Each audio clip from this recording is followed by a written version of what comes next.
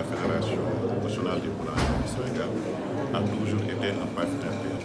privilégié du ministère du Commerce et notamment de la question du commerce intérieur pour toutes les questions liées au secteur de la boulangerie. Donc c'est une voie autorisée et qui regorge d'expertise qui peut vraiment aider la direction dans la prise de décision concernant l'évolution un peu de ce secteur qui, comme vous pouvez le constater, fait face à certaines difficultés et nous travaillons toujours en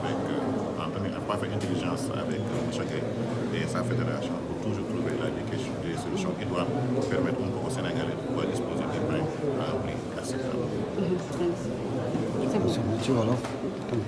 suñu teewaay fii leen lu dul féddali suñu kóllëre ñu am ci ak fédération bi nga xam ne fédération bi partenaire la ci ministère du commerce ci wàllu xam-xam ci wàllu expertise bu ñuy am bu ñuy indil pour jëmale kanam secteur bu ñu muy secteur boulanger ci wàllu woowu ñun dañuy liggéey ñoom saa su ne fexe ba lépp lu ñu mën a tënk ñu defar ko ba nga xam ne mu fexe ba sénégalais yi jot nguur bu ñu soxla bi ci bu muy am ci anam boo xam ne njëgil dina si nekk qualité dina ci nekk ci wàllu boobu dégg ngeen ko waxee léegi nii ñu ngi nekk ci ay xalaat di xool na la ñuy jëlee suñu céréale locale ñu ngi koy jéem a dugalee ci wàllu mburu mun a fexe naan facteur extérieur mun a wàcc ndax facteur extérieur bu commencé na am jafe-jafe suñu muñ commencé gën a diis li nga xool nag ni ñuy defee ay jafe-jafe pour mettre en place loo xam ne dina tax ne facture bi dina wàcc suñu yi ñuy bay ci dëkk bi su wàllu dugub ki wàllu mboq mi wàllu